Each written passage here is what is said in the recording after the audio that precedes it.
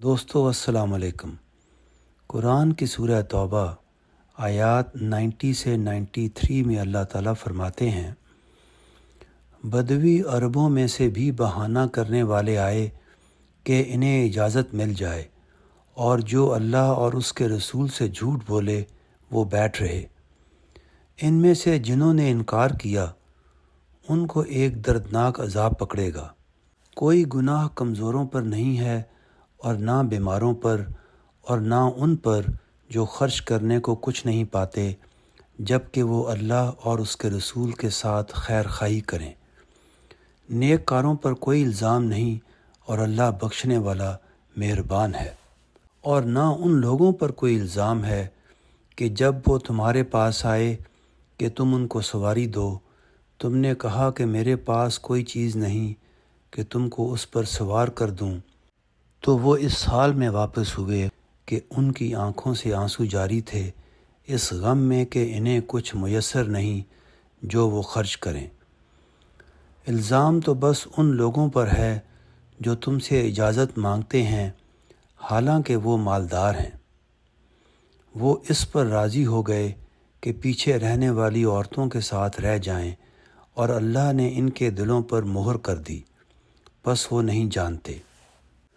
دوستو، مولانا وحید الدین خان صاحب تذکیر القرآن میں ان آیات کو ایکسپلین کرتے ہوئے لکھتے ہیں، دعوت دین کی جد و جہد جب لوگوں سے ان کی زندگی اور ان کے مال کا تقاضا کر رہی ہو، اس وقت صاحب استطاعت ہونے کے باوجود عذر کر کے بیٹھ رہنا بدترین جرم ہے۔ یہ دینی پکار کے معاملہ میں بے حسی کا ثبوت ہے۔ ایک مسلمان کے لیے اس قسم کا رویہ خدا اور رسول سے غداری کرنے کے ہم معنی ہے۔ ایسے لوگ خدا کی رحمتوں میں کوئی حصہ پانے کے حقدار نہیں ہیں۔ ان کے پاس جو کچھ تھا، اس کو جب انہوں نے خدا کے لیے پیش نہیں کیا تو خدا کے پاس جو کچھ ہے وہ کس لیے انہیں دے دے گا؟ قیمت ادا کیے بغیر کوئی چیز کسی کو نہیں مل سکتی۔ تاہم معذورین کے لیے خدا کے یہاں معافی ہے۔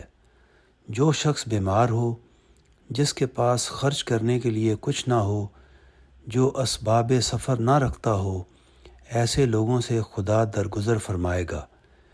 یہی نہیں بلکہ یہ بھی ممکن ہے کہ کچھ نہ کرنے کے باوجود سب کچھ ان کے خانہ میں لکھ دیا جائے، جیسا کہ حدیث میں آیا ہے کہ غزوہ تبوک سے واپس ہوتے ہوئے رسول اللہ صلی اللہ علیہ وسلم نے اپنے ساتھیوں سے فرمایا، مدینہ میں کچھ ایسے لوگ ہیں کہ تم کوئی راستہ نہیں چلے اور تم نے کوئی وادی طے نہیں کی مگر وہ برابر تمہارے ساتھ رہے۔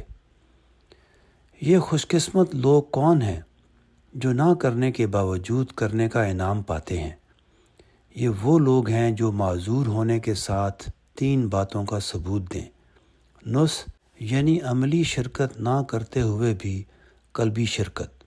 احسان یعنی عدم شرکت کے باوجود کم از کم زبان سے ان کے بس میں جو کچھ ہے اس کو پوری طرح کرتے رہنا۔ حزن یعنی اپنی کوتاہی پر اتنا شدید رنج جو آنسوؤں کی صورت میں بہہ پڑے۔ کوئی آدمی جب اپنی عملی زندگی میں ایک چیز کو غیر اہم درجہ میں رکھے اور بار بار ایسا کرتا رہے تو اس کے بعد ایسا ہوتا ہے کہ اس چیز کی اہمیت کا احساس اس کے دل سے نکل جاتا ہے۔ اس چیز کے تقاضے اس کے سامنے آتے ہیں مگر دل کے اندر اس کے بارے میں تڑپ نہ ہونے کی وجہ سے وہ اس کی طرف بڑھ نہیں پاتا۔ یہ وہی چیز ہے جس کو بے حسی کہا جاتا ہے، اور اسی کو قرآن میں دلوں پر مہر کرنے سے تعبیر کیا گیا ہے۔ شکریہ۔